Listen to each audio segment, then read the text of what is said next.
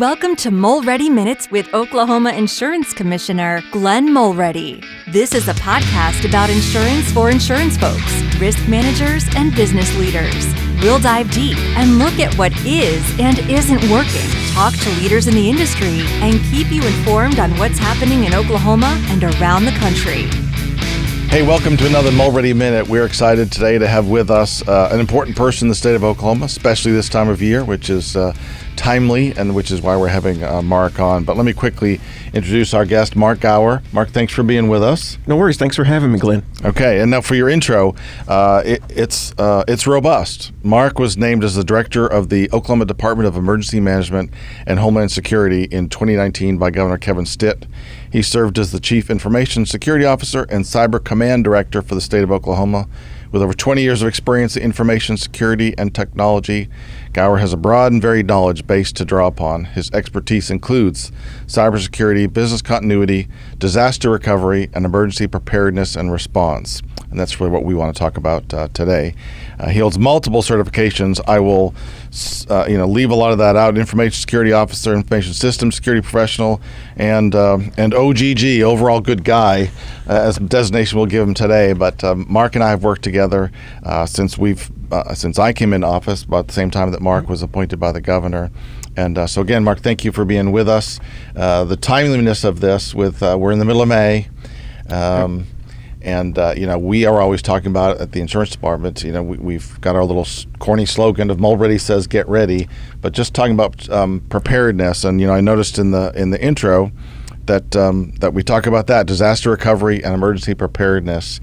So give us a little bit of your thoughts on Oklahomans being prepared for the season that we're facing. That's really already upon us. Yeah, Oklahoma's not a stranger to disasters, right? And we're in the middle of May, our active season of just everything, whether it be from severe weather to tornadoes or just our basic everyday rain that turns into a flood. So Oklahomans know how to pay attention to weather. And what we continue to focus on is making sure that they have not only multiple ways to be ready. We say at least 3 ways for them to get information is great. Your local news media outlet, your favorite app, and then have a weather radio in your home, right? So we're constantly trying to focus on people to stay focused so that they are prepared to take in just-in-time information. But it goes beyond that, is having that plan, as you and I have talked about many times, of making our citizens more resilient, of having a plan on what they're going to do when the bad things happen. How are they going to get out of their home? Where are they going to go? What things do they need to take with them? The medications and all of their immediate needs. And don't forget about your pets. And then how are you going to communicate with your family if the cell phones don't work, right? And so we've talked about all of these plans. And we work with our community partners, our local emergency managers, over 400 of them statewide, of delivering our programs, even with our youth camps, to help bring all of our summer camps for the youth into play so that they're looking forward to how they can help their parents also be prepared and be prepared for themselves. It's just an all-of-government approach to make these things work. And our success is the success of how well the message is received. And we think from time and time again, Mother Nature throws things at our state, and people become and are so resilient in our Oklahoma communities. And even when the bad things happen, the local people always come together to help each other, right? And you and I have been through disaster scenes on multiple occasions. And we've went out and we've talked, we've prayed with the families, and we've seen people just coming out of the woodwork, literally, to come help each other. And that's what makes Oklahoma great. That's what makes being in this job, in this position, such a privilege, because we have everybody pulling on this rope, not just from our state, not just from our local, not from federal, but right down to the engaged citizen. Yeah, well, that's a wrap. That was really good. Thank you, Mark. You mentioned us going out, and we have I've grabbed you and asked to go out a number of times now to different catastrophes, disasters that have happened. I don't know, a month or so ago, we were down in Shawnee post the tornado that hit there. And you're right, it always strikes me when we're there. Number one, it strikes me the damage that gets done and just how devastating that can be and the importance of having a plan. But secondly, what always impacts me is the Oklahoma standard, right? I mean, the Baptist group, older gentlemen there with chainsaws and equipment, and just having at it, just helping their neighbor. And so that really it's really inspiring every time in the midst of and on the heels of such disaster to have them doing that. You mentioned the emergency management network across the state. Talk briefly about that, what that looks like. You've got county guys, and tell me how that all works. So we have about plus or minus around 400 emergency managers. That includes city, county, and tribal, and even some higher ed emergency managers. And they all work together within their jurisdictions to help plan, prepare, respond, and mitigate whatever the issues or threats are in their local communities. And it's one thing for our Oklahomans to understand when they see maybe a first responder running down the highway after a disaster, but all of that doesn't happen unless you have a well-oiled machine that gets all of the responders together beforehand. They know, everybody knows what they need to do, even when the bad things happen. They know what they need to do during and then post. And the faster and the better that your local community responds to that, it shows the power and the work that their local city, county, tribal, or higher ed emergency manager has put into the programs to make all of that sequence like it's supposed to do.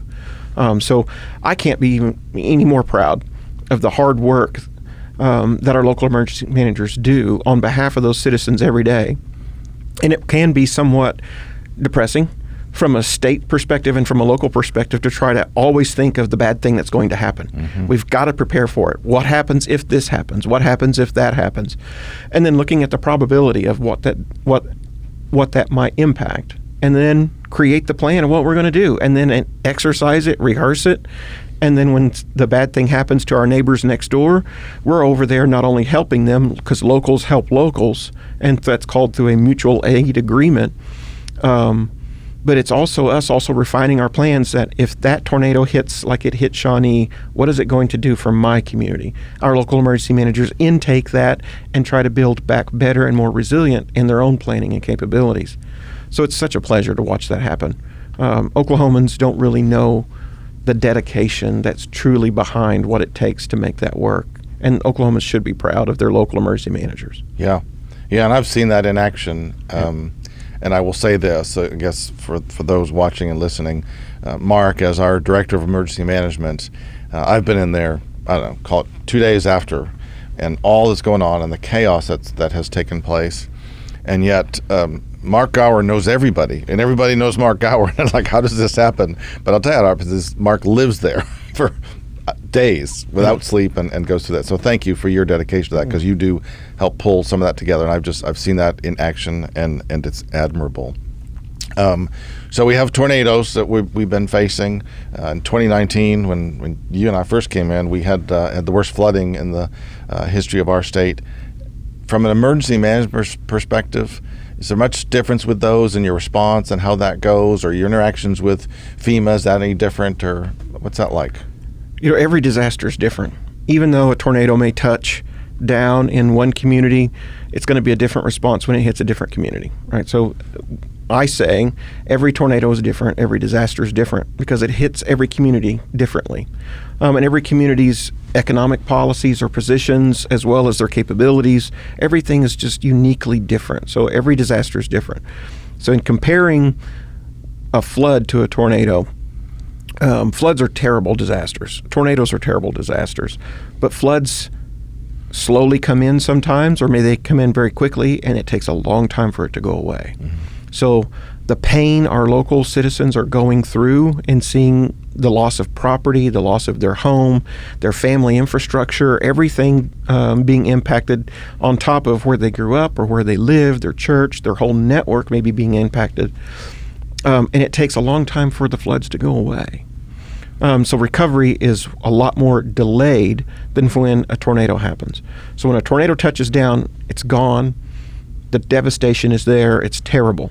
But we begin the recovery the next day, right? Post it being off the ground. And it takes a long time for floods to do that. So that's why you hear sometimes from our perspective as emergency managers, floods are insidious because they take and they steal people's lives slowly and over time, and then it keeps the recovery not only from their personal lives, but it takes us longer to sequence in the local and the federal recovery dollars to get that back in to help start jump-starting the local economy and jump-starting everyone's lives. So floodings in our perspective are just, they're terrible disasters to start off with, but they're harder, they're more complex, and we're still working on recovery from the 2019 floods, to give you an example. When I speak, I speak to that a lot, and my experience with the flood in 2019 versus tornadoes, and sort of similar to what you've said. Tornado comes through, it comes through and is gone. 90% of the damage is covered by insurance. And so get equipment in there, clean up, recover much more quickly. The flood, my experience in 2019 was 90% of the damage was not insured. So as an insurance commissioner, plug to buy flood insurance. I'll second that, sir. And it's just a slow, disgusting, really, cleanup and process. It's a very different thing. So, okay, let's move on from that. The other thing that we are seeing some of that we don't talk a lot about is wildfires. I live in the eastern side of the state. We don't see that near as much, maybe, but talk about some experiences with wildfire, what has happened here in Oklahoma. What can folks do to mitigate that risk? Wildfires, you talk about a disaster that you need to be ready to evacuate in a hurry, and you need to have that plan, and you need to know where you're going to go, and you need to be plugged into your local news and your local emergency management channels, right? So you need to be able to get information quickly. Just because it's burning 2 neighborhoods over, you need to be plugged in. Wildfires can change in an instant. The fast component of how the wind may move wildfires or the wildfire behavior of that day can truly change the entire dynamic of the response. So leading into answering your question is be prepared. Absolutely be prepared to be able to intake information and then respond to it. But as an example, earlier this year, we've had some significant wildfires across the state. We have 2 fire management assistance grants going in Oklahoma County, Logan County, and Washington County from the fires of one fateful afternoon. They're devastating. They can take people's homes, their lives, their livestock, the entire countryside, and the community is left with nothing. And while the fire management assistance grants help in recovery for your local community, such as your first responders cost, your fire department costs, those types of things, there isn't really a FEMA program that will go through and help you rebuild your home after a wildfire. And so that's why we stay dovetailed with your agency to push, please be insured. Because even if it's a significant enough of a wildfire event that FEMA was to come to town, just like a flood event, the federal assistance to you is not going to be enough to put your life back together, right? So we constantly intake the heartbreaking stories of people that have lost an entire lifetime of memories, homes that they've built with their own 2 hands, and they've lost the entire thing and they didn't have insurance. And there was no way for them to get that life back. And while that is very impactful for them, it is very impactful for us to see that. And so we try to layer in as much capabilities in different groups to help support that family, but there's nothing that can truly help them rebuild like insurance can. Yeah, great point. FEMA does a great job for us all, and they come in after every disaster and help, and I know you work very closely with them. But nothing can take the place of being insured, whether that's flood insurance or fire insurance or homeowners insurance. FEMA will indeed come in, but they don't ride in on a white horse with the full replacement cost on your home. I mean, it's a substantially smaller amount than you would if you were privately insured, and so critically important. Anything else on mitigating risk with fire or anything out there? We have several programs around the state, the FireWise programs and those things where we go through and engage with the community, but there's some good basics, right? Keep the debris away from your home. In Oklahoma, we have a prevalence of the western cedars, and I know they They might look great on your property. They may help with sound dampening. They may even separate that fence line that you have between a neighbor. But those things grow fast. They take a lot of water out of the ground, but they're insidious when it comes to wildfire. They explode like a gas can. They are. They are just like living matchsticks. And so if you have them around on your property, and especially close to your home, your outbuildings, your barns, or any other infrastructure, you can pretty much count that those things are going to ignite. It doesn't even take a full flame to ignite them. Just the right amount of heat can cause them to ignite. And they're going to take off and burst into flame. And when they burst, anything around them is going to catch on fire. So keep those things as much as possible, even though the small, beautiful decorative trees that we like to call the junipers and those types of things, make sure you have the landscaping done around them that would slow or retard the fire. That will give your local fire department time to help you, because in a large wildfire, every resource at your local level is going to be taxed, and we are asking and requesting resources to come across the state to help.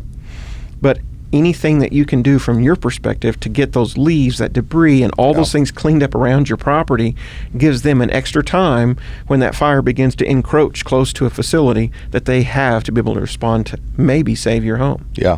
I think the most critical part of that is that barrier between your house and that's 5 or 6 foot area at least, to be clear of anything really that could ignite. Absolutely. And we know it's hard to go and retrofit a home, and it's expensive. But if you do ever have the capabilities to redo your roofs or something like that, maybe talk to your builder about fire retardant shingles and those types of things that might give you just that amount of time that allows the fire department to help get there to help put the fire out before it catches. Yeah, and that's something we don't talk a lot about, but that is fortifying your home, whether that's for tornadoes. Yep. I know the city of Moore has upgraded their building codes, but there are things that can be done at the roof level as well as for the whole house, and folks should look into that. Talk to their insurance company, because there are discounts available if you do those on your home. So and as well with fire. So as we're closing out a little bit here, Mark, I guess when a storm comes through, I know you're always looking for that damage to be reported, insured or not insured. So talk through what you need folks to do post-disaster. Sure. So we keep an online portal so that our citizens and our local communities can report their damages after any storm passes. Not every storm is always going to be eligible for assistance, but damage.ok.gov is there for them to report what has happened to them. It gives us an idea of the magnitude of the storm, because it's going to take us time to drive every county road or every city road or go by block. We've looked in the last 5 years of how can we get the information faster? Crowdsource it. So doing crowdsourcing with damage.ok.gov, allowing the individuals to use their smartphone or a tablet be able to record their own damage and then report it, which gives us a great clarity of what's on the ground. We've got really good task forces, Oklahoma Disaster Task Force and our local task forces out of each one of our regions in our state. They come and they help us, and while they're doing search and rescue, they are now doing what we call the initial damage assessment. We're government, we like to talk in acronyms, so we call that the IDA, so the initial damage assessment, and they're gathering that information very quickly for us now. And then that combined with the citizens self-reporting, then I can see where we qualify for federal assistance, and then I'm on the phone with FEMA and with the governor immediately saying, here's the areas where we qualify. I'm pulling the information together now. We're going to make the application. And it helps us get not only help to you, but maybe help to your neighbor, right? So while one community may not be as impacted as the next community, we gather all the information and pull them both together, and that gives us a statewide view. Yeah, good. And this is a good opportunity for me to make a plug for the Oklahoma Insurance Department.